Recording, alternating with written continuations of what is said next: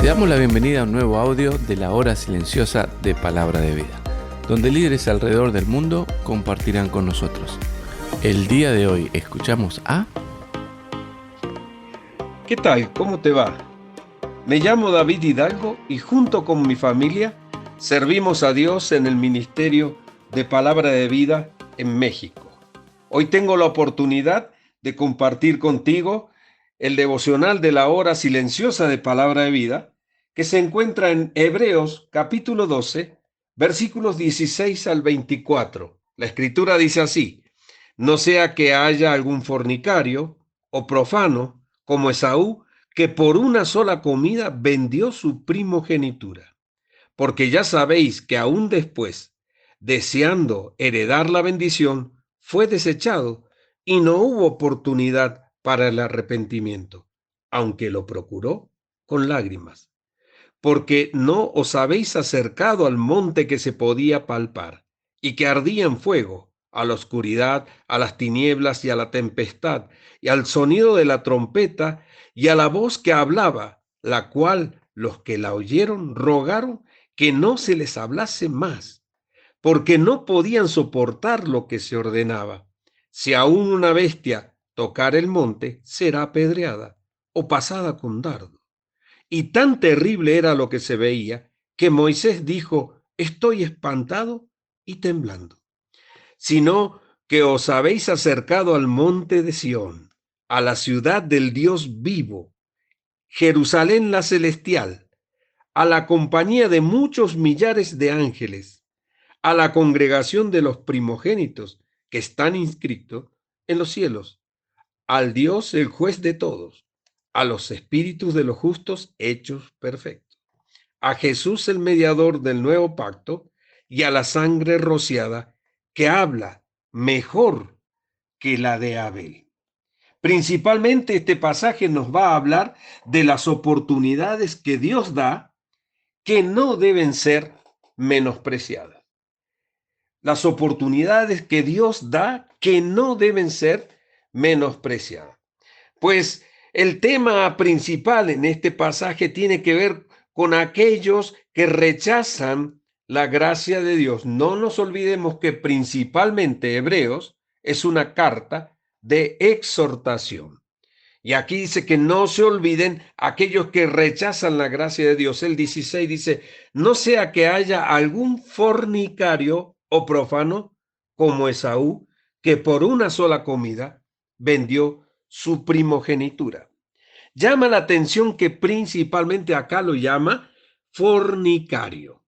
Si leemos ahí en el capítulo 27 y 28 del libro de Génesis, podemos ver que allí Rebeca en un momento manifestó fastidio por las mujeres que Esaú tomaba como esposas.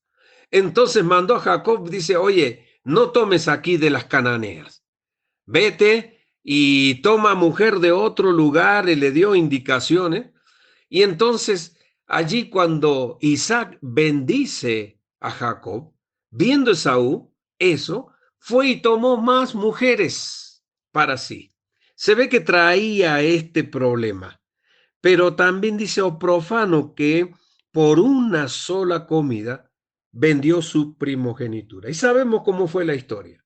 Él salió al campo a cazar y su hermano se había quedado a cocinar. Vino muy cansado y sediento y entonces hizo un trato que fue un maltrato. Menospreció la primogenitura. Ahora, si bien es cierto, también en esta historia hay parte de culpa en Jacob, que su nombre es suplantador o engañador, se aprovechó de la situación. Pero principalmente acá el culpable fue Saúl. Menospreció la primogenitura. Entonces le dijo: oye, dame esa comida. Y dijo: bueno, véndeme la primogenitura. ¿Para qué me sirve a mí la primogenitura? Si yo me voy a morir, ¿para qué la quiero? Y por un plato de comida se sentó a comer y así menospreció la primogenitura. Hizo mal. Cuando llegó el momento en que vino la bendición, porque la primogenitura era importantísima. Y en una familia, el primogénito recibía muchos beneficios, entre ellos doble porción de la herencia. La bendición. Cuando el padre no estaba, quien tomaba la autoridad en un hogar era el primogénito. Tenía grandes privilegios. Cuando Esaú vio que había hecho mal, intentó recuperar la primogenitura y no pudo. Y cuando llegó la bendición, decía, bendíceme a mí. Bueno, y lloró. Hijo, no puedo hacer eso.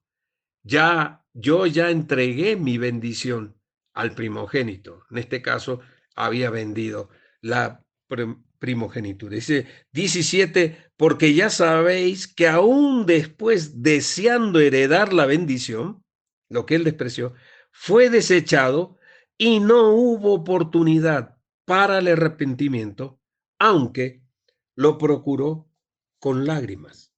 Aquí tenemos otra enseñanza importante en nuestra vida. Esto es lo que trae el pecado a nuestra vida. Quizás placer por un poco de tiempo, por unos momentos, pero después lágrimas para el resto de nuestra vida. Y si no, miremos un poquito ahí lo que le pasó a David con Betsabé. Ríos de lágrimas derramó y costó la vida de muchas personas por esta gran disciplina, porque a Dios les disgustó mucho lo que hizo David con Urías Eteo y con Betsabé su mujer, con este pecado de adulterio y tantos problemas que trajo a la vida de David. Y muchas veces el pecado a nuestra vida trae lágrimas porque no medimos lo que son las consecuencias.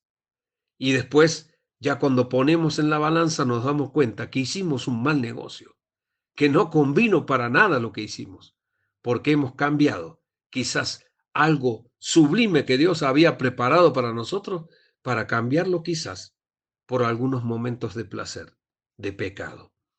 Dice el 18, porque no os habéis acercado al monte que se podía palpar, que ardía en fuego, a la oscuridad, a las tinieblas de la tempestad, al sonido de la trompeta y a la voz que hablaba, a los cuales los que lo oyeron rogaron que no se les hablase más.